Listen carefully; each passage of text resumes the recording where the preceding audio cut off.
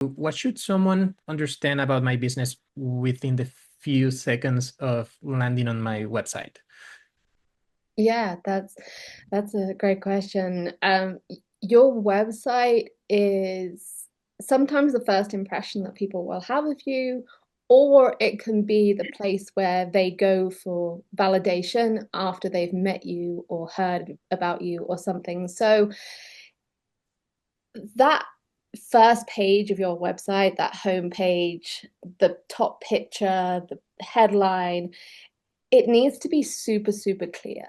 They need to understand within kind of the first couple of seconds who you are, what you do, and who you do it for, kind of at a simplest level.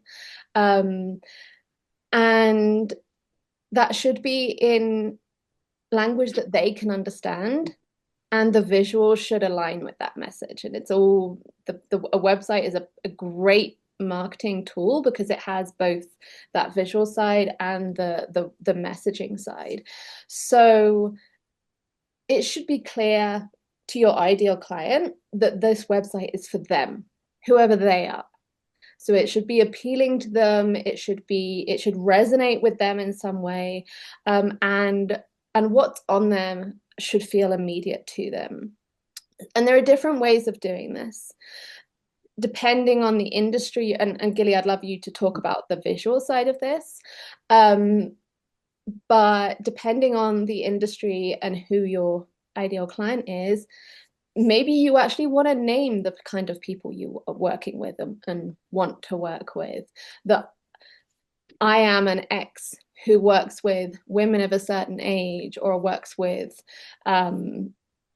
professionals of a certain type to do something. And get specific. Don't be afraid of stating it in quite plain language.